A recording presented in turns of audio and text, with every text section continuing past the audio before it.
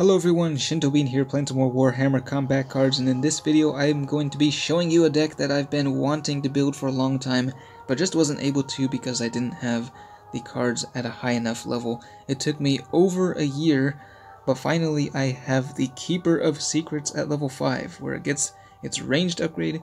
It now has all 3 attack types at a high level. It also has a huge health pool combined with fear, making it almost indestructible. So this thing, and also Slaanesh, which also has all 3 attack types, and Inspiring Presence to further empower your cards on the field. Both of those combo very well with the Masque, which under normal circumstances is actually a very weak warlord. It's pretty difficult to use. Its special rule is one of the most situational ones in the game, but with these 2 cards specifically, it can be very strong. So the other cards in here, they're just to support the damage dealers. We've got 2 cards with Medicaid, the Plague Surgeon and the Warpsmith. We got the Demonette with Taunt to further redirect the damage away from your big guns. And then the Fleshhound in case you need just a little bit more melee boost. So go ahead and deploy into casual mode. And I'm hoping to get matched up against a pretty high level deck so we can get a good idea of how this works against more powerful opponents, sort of in the higher tiers of ranked. Sounds like we are up against orcs, and there is Mozrog Skragbad. They do have the initiative, so they'll be taking the first turn, and let's see, the Warlord is at level 6. That's a pretty high level, definitely higher level than my Mozrog. Level 8 epic there, so yeah, this is a pretty powerful opponent. This should be interesting. So put down Slaanesh there on turn 1. You can see the Quicksilver Swiftness activating. They got a Bomb Squig. Let's see, we'll drop the Keeper down. They'll be debuffing my ranged attack with Makari, but that's not that big of a deal. Ranged is actually the weakest attack type that these guys have. So I think we'll go ahead and actually drop the healing down here on turn 1 with the Plague Surgeon as the big heal.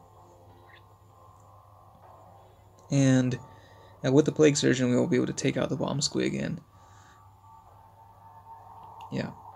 bring out whatever they have next. So they're actually going for ranged, barely dealing any damage, but debuffing my ranged and melee attack types. And now, actually, with the Inspiring Presence, the Plague Surgeon actually still has enough to take down the Bomb Squig. So we'll go ahead and use the melee attack there.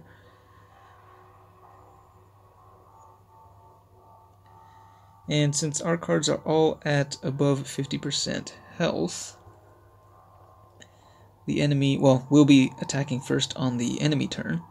They do have target acquired there, but they're targeting the Plague Surgeon, so that's no big deal. They're continuing to go with the very weak ranged attack. You can see my units are attacking first, but because it's not enough to actually kill anything, it doesn't really make much of a difference. That is when the Quicksilver Swiftness is most effective. It's when it's the enemy's turn, but you're able to kill the enemy before it gets a chance to attack. So let's see, do we want to go, I think, we'll just go with the Psychic for now. Might have been better to do that, actually, on the next turn. Going melee against Mozrog is not a great idea because he gains extra health every time his units make a melee attack, and there's one of the big ones there. That is a level 5 legendary Beast Boss on the Squigosaur, and now they are going for the melee attack, but once again, we are getting to attack first with everything, killing that one taunt minion before it gets a chance to attack. And this is actually not such a great situation here, because now we've got our damage dealers across from the enemy damage dealers. Meanwhile, the Plague Surgeon is sitting here across from their fodder, and we need that Plague Surgeon dead so we can deploy our other healers, but that's not going to happen anytime soon. So we do have, I guess we can try to charge up a big enough melee attack. We'll go with the Psychic here just to get some free damage in. But I mean, these guys are pretty big. These are higher level cards than I have in my collection, that's for sure. So Being berserkers, they get more powerful with each passing turn. We do get to attack first, but that actually further enrages them right before they get to attack, so that's not really helping me. So, let's see, I think... Yeah, on the next turn, though... On the next turn, I think we can actually take out the Beast Boss with the Keeper of Secrets, because we still do have the swiftness there. That means the Keeper will attack first. Celeste will also attack first, but it's not going to be enough to kill the Death Dread, and it's going to be swinging for a whole lot of damage. But yeah, the center lane, that's where the good stuff is happening. So yeah, Select's down to a very low amount of health, and finally we're taking down that Commando. I guess the Plague Surgeon just did not want to die this game. He's just hanging in there. Alright, at this point, we could definitely go with a big melee attack. Take out the Death Dread, deal a ton of damage to Mazrog, who... He starts off with pretty low damage, and I guess further getting decreased by the fear there. He's really unable to retaliate at all. So they did manage to get my cards down to a pretty low amount of health. But you can see just how much damage these guys are capable of doing.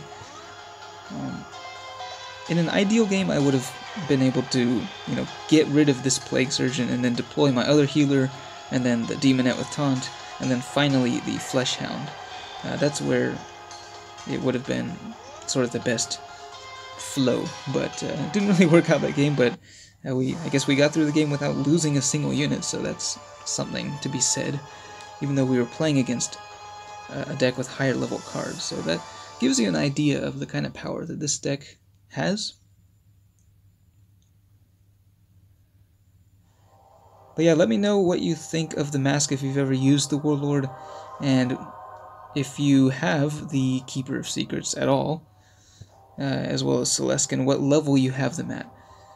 Be curious to know what the situation is there. Again, it took me over a year, well over a year, to get enough copies of the Keeper of Secrets before it was actually worth using. But that's it for this one. Thanks for watching, and I will see you next time.